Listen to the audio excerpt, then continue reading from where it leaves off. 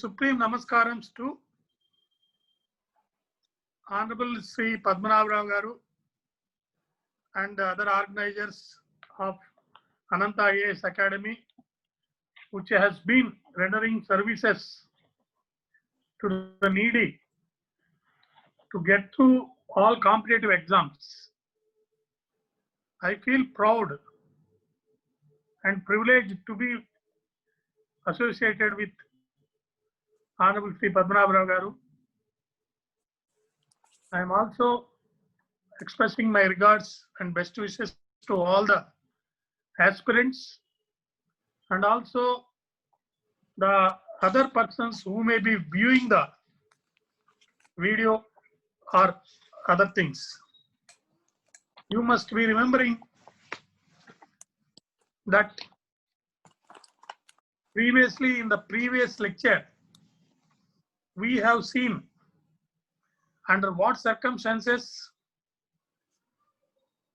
our Indian Constitution was framed. Considering the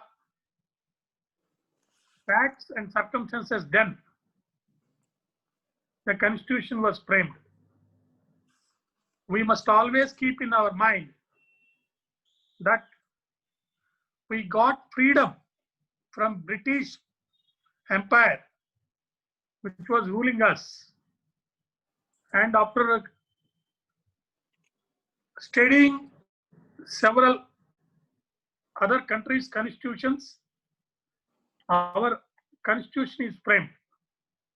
While framing the constitution, you know, an objective resolution was passed, which was unanimously accepted when it was presented by Jawaharlal Nehru, laying down the underlying principles of Constitution on 13th December 1946, and it has later become the preamble of the Constitution. This objective resolution was unanimously adopted on 22/1/1947. Thereafter, we achieved the independence on 15th August 1947. Then, India split into the dominion of India and the dominion of Pakistan. Thereafter, our Constitution Assembly, after spending nearly 6.4 million amount and 2 years, 11 months and 18 days, on 26th January 1950, we have adopted the Constitution. It is always better, in order to understand the various fundamental rights and directive principles of state policy, at first to understand what is mentioned in the preamble of the Constitution. Originally, only one S is there, that is Sovereign Democratic Republic is the aims of our preamble. Later, after an amendment, Socialist Secular is added. So now we have a preamble which says that the people of India solemnly resolved in order to constitute India into a sovereign republic.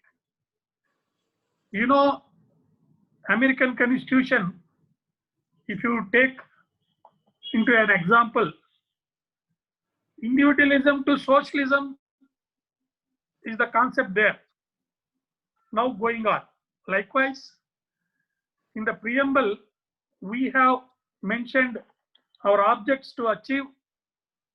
One such object is mainly to establish welfare state.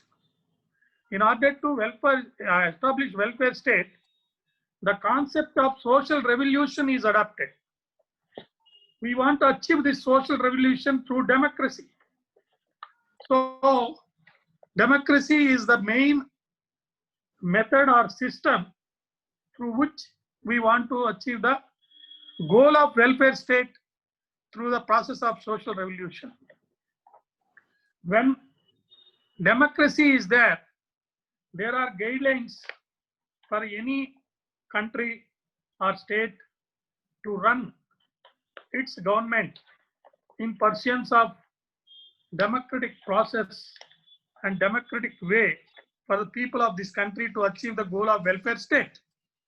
So in this concept, we have framed the directive principles of state policy in part 4 of the Constitution. I will discuss at first about the directive principles of state policy and then constitutional duties on every citizen, and thereafter we'll go for fundamental right. And fundamental rights, it is a discussion for any amount of time, which we can't restrict the time. So that's why I want to finish first, or rather interact with you about the directive principles of state policy, and thereafter about fundamental duties, and then we'll go for fundamental rights. So directive principles of state policy, it is there in part 4 of the Constitution. I already told you that while mentioning part 4, you have to mention 4 in Roman words. These directions are given to the state to guide the establishment of an economic and social democracy. What type of democracy we want to achieve? Both economic and social democracy. Where it is mentioned, it is proposed by the preamble.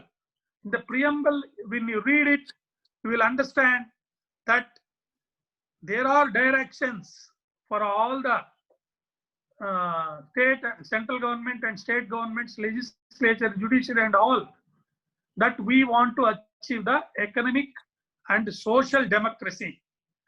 When economic and social democracy you are referring, you want to see set forth humanitarian and social instructions which are aimed for social revolution envisaged in India by the Constitutional Assembly. The state is expected to keep these principles in mind while framing laws. Whenever a law is going to be prepared or drafted or going to be implemented or made, the state or center, it must keep in mind, or it must make that the heart of the law is to see that the directive principles of state policy is going to be implemented. It will be implemented.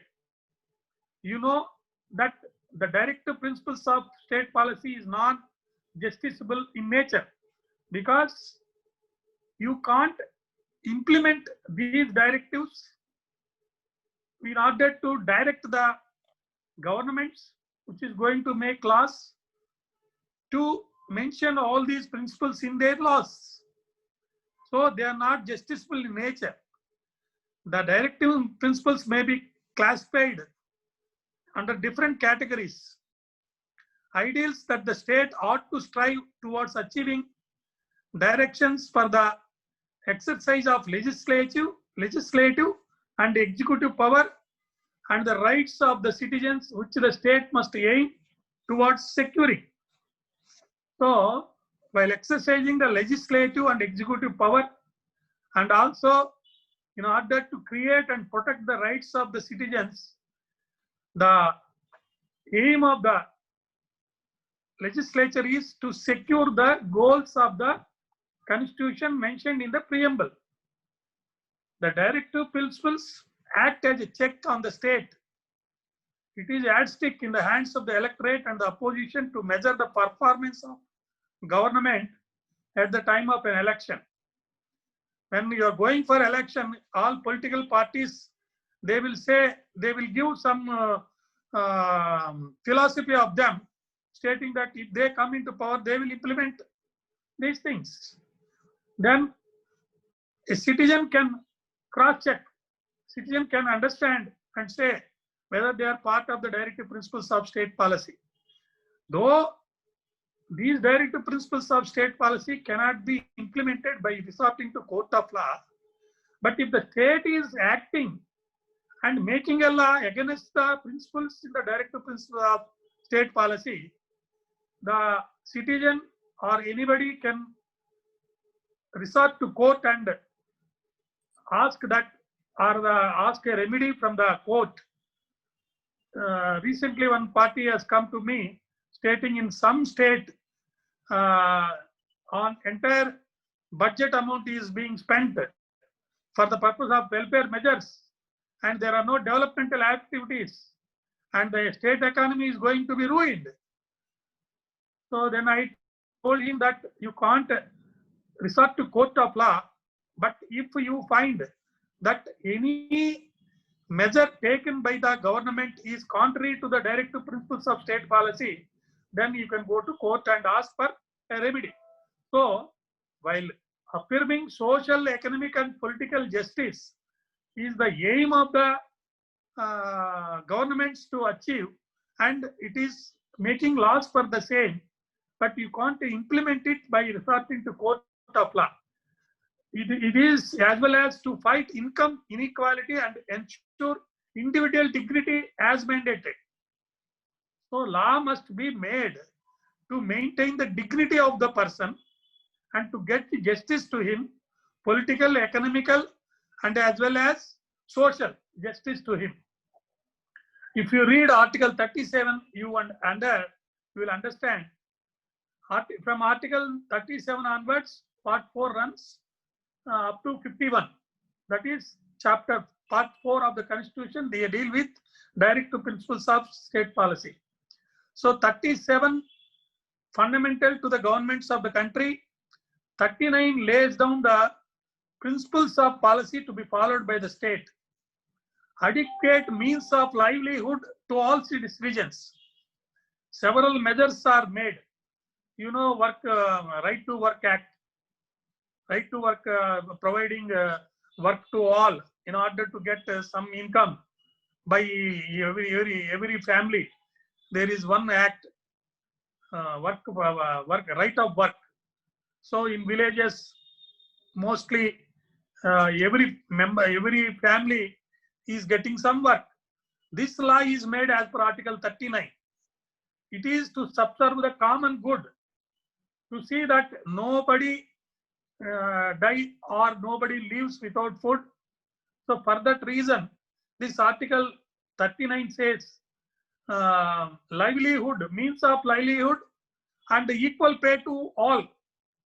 This is the principle enshrined in Article 39. Then Article 41 to 43, it is to secure all its citizens the right to work, a living wage, social security, maternity relief, and decent standard of living. So we have a right, in the sense that the government has to make laws in order to create a living wage, in order to see that everyone gets gets some work, and also social security, then maternity relief, decent standard of living. Then Article 43 says it is the responsibility of the state to promote cottage industries, and federal government has in furtherance of this established several boards for promotion of khadi handlooms in coordination with the state governments. Then Article 39, it deals with providing legal aid to see that no person, whether he is having money, status, or family background or not, or economic condition or not, he must be provided with proper legal aid in order to implement his rights. So, you know, several acts are made. Legal Service Authority Act is made in pursuance of these directive principles of state policy under Article 39A. Then Article 43A mandates the state to work towards securing the participation of workers in the management of industries. This is also to ensure the economic condition of workers is also developed. Not merely the owners or owners of the industries get the income. Even the workers also, in order to uplift their economic status, must be allowed to participate in the management of industries. This is enshrined in Article 43A. Then Article 46, it mandated to promote the interests of and work for the economic uplift of the scheduled caste and scheduled tribes and to protect them from discrimination and exploitation. So several measures are taken by providing some reservations and by giving economic help, and also by relaxing the age limit to participate in the employment exams and other things. Several enactments, including 2 constitutional amendments, have been passed to give effect to this provision under Article 43A, 46. Then Article 44 encourages uniform civil code for all citizens by eliminating discrepancies between various personal laws currently in force in the country. You know very well, a law is made prohibiting Muslims' right to marry 4 wives and other things, and making uniform civil code for all citizens. Now this is remained a dead letter, despite numerous reminders from the Supreme Court to implement this provision previously. But now some actions are being taken in order to see that uniform civil code for all citizens is implemented. Then Article 45 originally mandates the state to provide free and compulsory education to children between the age of 6 and 14 years. But after 86th Amendment in 2002, this has converted into a fundamental right and replaced by an obligation upon the state to secure childhood care to all citizens, all children below the age of 6. Article 47 commits the state to raise the standard of living and improving public health and prohibit the consumption of intoxicating drinks and drugs injurious to health. As a consequence, partial or total prohibition is introduced in several states, but financial constraints have been prevented its full-fledged application. In some states, total prohibition is there. In some states, partial. In some states, certain areas are described as non-alcoholic. So likewise, as per Article 47, the state government has got 48. State government 49. State government has got a power to see that full-fledged application is there for total prohibition.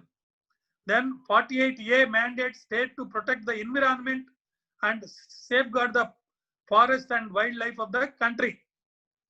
49 places an obligation upon the state to ensure the preservation of monuments and objects of national importance. Article 50 requires the state to ensure the separation of judiciary from executive in public services in order to ensure judicial independence, and federal legislation has been enacted to achieve this objective.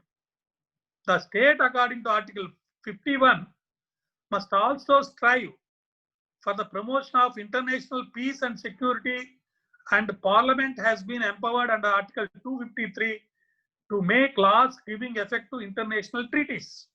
So these are all the various directive principles of state policy which are enshrined or made as directions to the state or center to see that while making laws in order to achieve the welfare state through the process of social revolution and by adopting democratic system, democratic way, and other measures as enshrined in the principle of democracy, to get every citizen of the country what is entitled by him as enshrined in the preamble of the Constitution.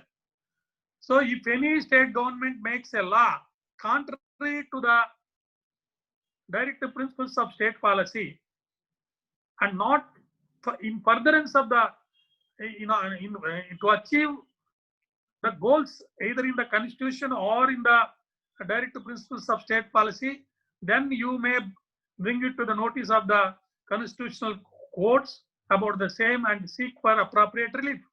Otherwise, you can't seek for implementation of these principles in toto, because the state economic, state exchequer and its conditions, financial conditions, other things are involved, and the conditions in the society also have to be developed for this purpose. So these are the directive principles of state policy. Now we'll go to, we'll discuss about fundamental duties. Originally, when the constitution is framed, there is no fundamental duties enshrined in the Constitution of India, but in 1976, as per 42nd Amendment, these constitutional duties are incorporated in the Constitution of India. Originally 10 in number, the fundamental duties were increased to 11 by the 86th Amendment in 2002, which added a duty on every parent or guardian to ensure that their child or ward was provided opportunities for education between the ages of 6 and 14 years. So now a duty is cast on the parents, including the guardians, to see that their children are educated, because right to education is now a fundamental right. So there is a duty cast on the state and also parents to see that their children are educated, more so the children between the ages of 6 to 14 years. The other fundamental duties obligate all citizens to respect the national symbols of India, including the Constitution, to cherish its heritage, preserve its composite culture, and assist in its defense. They also obligate all Indians to promote the spirit of common brotherhood, protect the environment and public property, development, scientific temper. Likewise, in case of violation of fundamental duties enshrined in the Constitution by a citizen, including President, Vice President, Speaker, Parliament, members, state legislative members, etc., it amounts to contempt of the Constitution, which is punishable under the Prevention of Insults to National Honor Act 1971. The Honorable Supreme Court has ruled that these fundamental duties can also help the court to decide the constitutionality of a law passed by the legislature. There is a reference to such duties not only in Article 51A, but also certain covenants or treaties such as Universal Declaration of Human Rights and International Covenant on Civil and Political Rights, and Article 51A brings the Indian Constitution into conformity with these treaties. So, in order to see that the conventions or the obligations which are there to our country as per the international treaties, we have adopted these fundamental duties by making a 42nd Amendment in 1976. So, every citizen of this country has to perform his duties to see that they are implemented. In pursuance of this only, several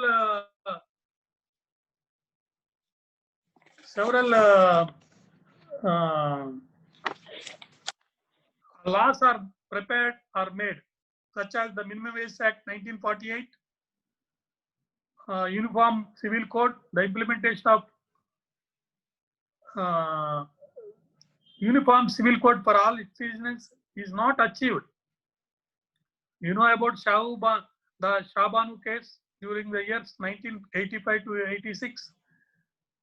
Then Muslim Women Protection of Rights on Divorce Act 1986 has come into force, overturning the Supreme Court's verdict. Then Article 38(1) is there in Directive Principles of State Policy to avoid the delay considering the rendering justice. So likewise, Directive Principles of State Policy and Fundamental Duties, both, if you read together, on one hand, the Directive Principles of State Policy obligates the state to ensure its citizens the objects mentioned in the preamble and fundamental duties that are there to every citizen also supports. And thus we can say that now there is a very necessity for the citizens to discharge their duties and the state to follow the Directive Principles of State Policy in order to achieve the goals of welfare state. Then we can now go to the next subject, that is fundamental rights. Fundamental rights in India, that chapter that chapter deals with, starts from section Article 12 to 36. Article there are originally 7 rights were there. Out of 7 rights, the right to property is deleted. Now it is constitutional right, not fundamental right.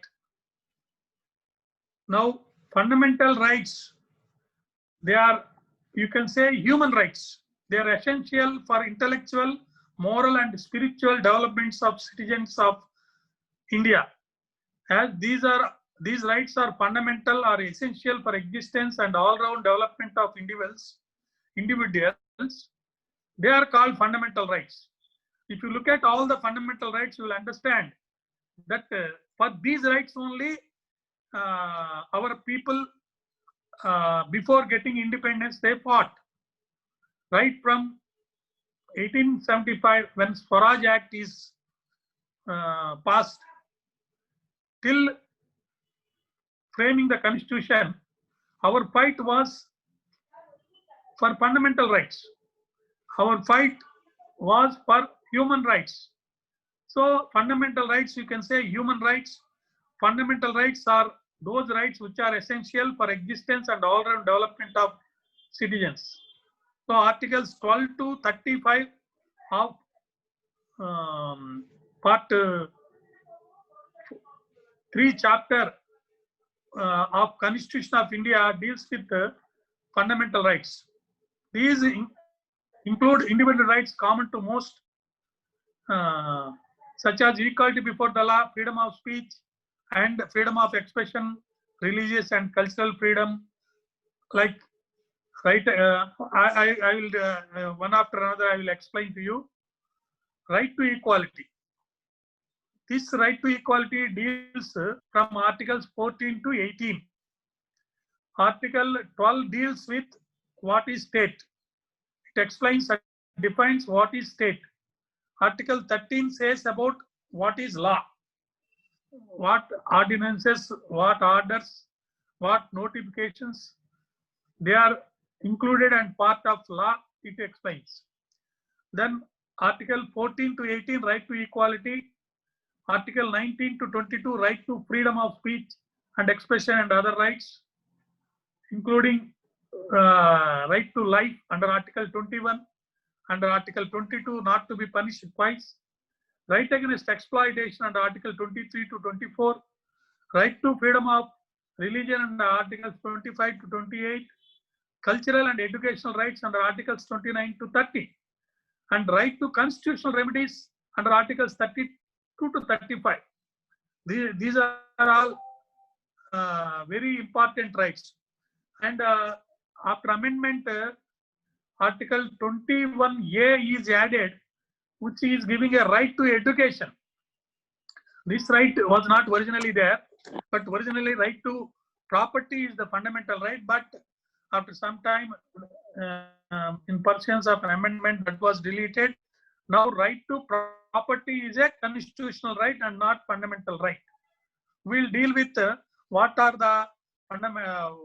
the differences between fundamental right and constitutional right at a little later stage.